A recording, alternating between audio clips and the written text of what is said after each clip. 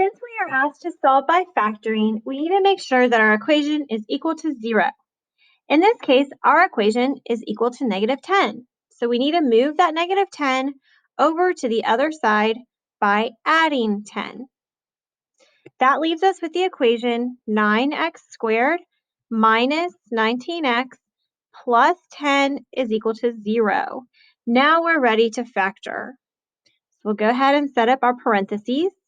We need to think about first times first to give us a product of 9x squared. So this could look like 1x and 9x or 3x and 3x. Let's just try 3x and 3x. Now let's determine our signs. We go to our C, and our C is a positive value, which means that our signs will be the same. We need to look to B to decide what those signs will be. B is negative, so both signs will be minus. So far, it looks like our factors are identical. Now we need to come up with a list of factors of 10. So for our last times our last, we have to get 10, which could be 1 and 10 or 2 and 5. I'll start with 2 and 5. If I factor or FOIL this out, this would be 3x times 3x is 9x squared. 3x times 5 would be minus 15x. 2 times 3 would be a minus 6x. 2 times 5 would be plus 10. You can see that our B value is negative 21x here. It doesn't match our negative 19. Switching the placement of the 2 and the 5 wouldn't really help because our factors are 3x minus and 3x minus. So it looks like if I'm using the 3x, the 2 and the 5 are not going to work. Let's try 1 and 10. So let's refoil this out and see what we get for our new B value. That would be 9x squared. That would be minus 30x minus 3x. So this is definitely not negative 19x.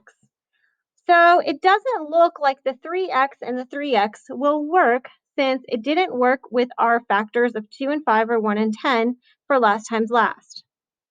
So I've eliminated the 3x and the 3x. So that will mean that we need to use 1x and 9x. Let's start back with 2 and 5. Now we'll FOIL, so that would be 9x squared minus 5x minus 18x plus 10. Oh, once again, we have negative 23x instead of negative 19x. So this doesn't work, but maybe we could switch the position of the 5 and the 2. So let's switch the position and try again. So that's 9x squared minus 2x minus 45x. Once again, it didn't work.